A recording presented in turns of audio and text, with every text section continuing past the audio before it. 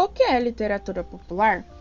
A literatura popular é a arte da palavra. Podemos dizer que é um instrumento de comunicação e de interação social, cumprindo o papel de transmitir conhecimentos e a cultura de uma sociedade.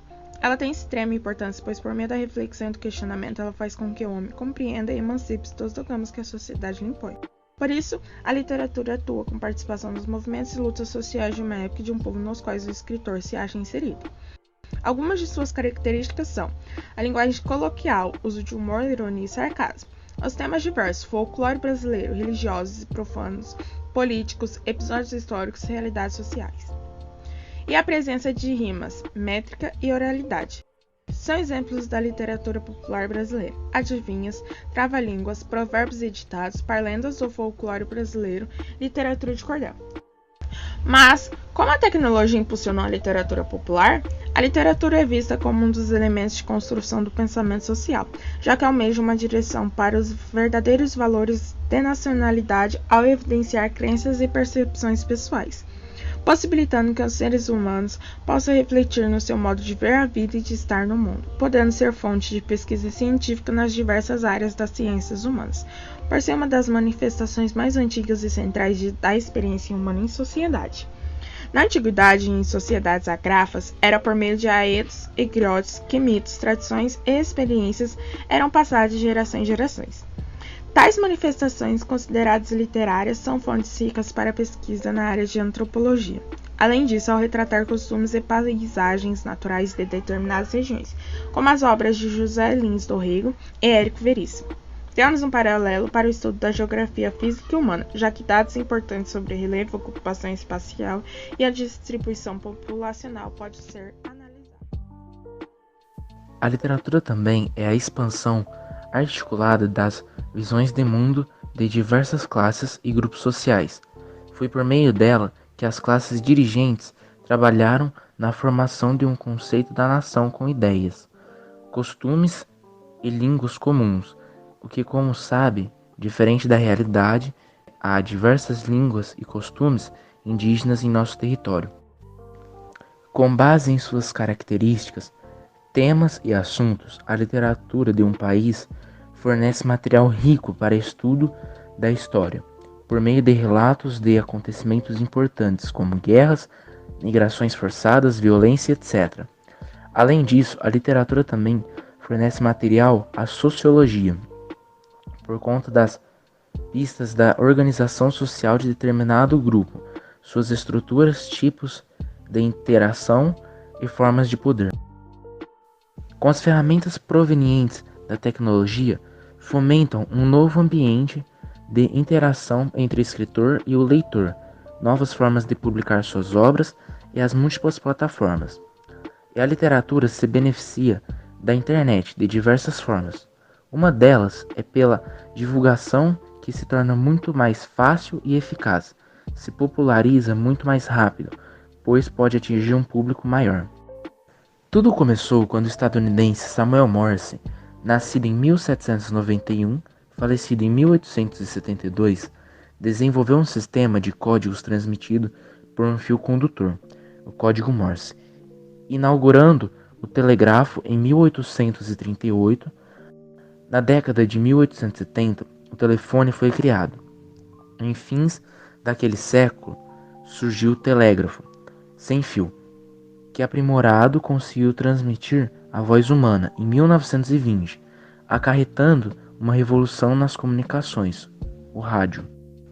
A televisão é considerada a criação mais importante do século XX, pois uniu todos os elementos comunicativos, som, imagem e movimento. No Brasil, a introdução da televisão ocorreu na década de 50, já que o aparelho de TV era um item caro para a maioria da população.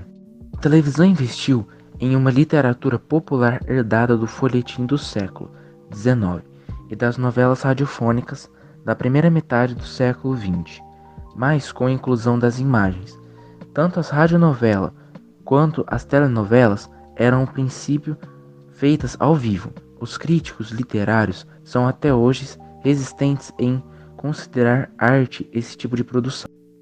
Além do rádio e da televisão, houve um desenvolvimento dos computadores e da internet, que se tornaram o principal veículo de comunicação dos dias atuais. O surgimento da internet está relacionado à Guerra Fria, criada para fins militares. No entanto, na década de 1960, os computadores ligados à internet começaram a ser usados em universidades e mais tarde utilizados para fins comerciais. A divisão da literatura brasileira. A literatura brasileira é subdividida em duas grandes eras, que acompanham a evolução política e econômica do país. A era colonial e a era nacional, sendo divididas em escolas literárias, ao todo, existem 14 escolas literárias no mundo e no Brasil. São elas: trovadorismo, humanismo, classicismo, quinhentismo, barroco, arcadismo, romantismo, realismo, naturalismo, parnasianismo, simbolismo, pré-modernismo e modernismo e tendências contemporâneas, pós-modernismo. A Era Colonial começou em 1500 e foi até 1808, e é dividida em quinhentismo, barroco e arcadismo. E essa era recebe esse nome pois nesse período o Brasil era colônia de Portugal. O quinhentismo é a literatura produzida nos primeiros anos do descobrimento do Brasil e dividida em literatura de informação e de catequese. O barroco foi constituído pelas obras produzidas por volta do século XVII sob influência do barroco europeu. O arcadismo foi um movimento ocorrido durante a parte do ciclo do ouro no Brasil, no século XVIII. Esse movimento contou com manifestações líricas, satíricas e épicas. Houve um período de transição que ocorreu entre 1808 a 1836, considerado um momento inerte da literatura brasileira. A Era Nacional da Literatura Brasileira começa em 1836 e dura até os dias atuais. Começa com o romantismo e perpassa pelo realismo, naturalismo, parnasianismo, simbolismo, pré-modernismo, modernismo e o pós-modernismo. Recebe esse nome por ser após a independência do Brasil em 1822. O romantismo foi o movimento literário das primeiras décadas do século XIX. Foi fundador de várias bases da nossa identidade nacional, com autores como Gonçalves Dias e José de Alencar. O realismo e o naturalismo, em oposição ao romantismo, ocorreram nos anos finais do século XIX e tiveram como principais expoentes Machado de Assis e Aloísio Azevedo. O simbolismo foi um movimento poético de revolução nos signos linguísticos e nas percepções sobre o sujeito, que ocorreu no final do século XIX. Já o parnasianismo foi uma escola literária que buscava atingir o belo clássico por meio do trabalho formal dos poetas comparados a ourives. No pré-modernismo, embora não seja exatamente um movimento literário, foi um período histórico que teve autores fundamentais como Monteiro Lobato, Lima Barreto, Euclides da Cunha e José Lins do Rego.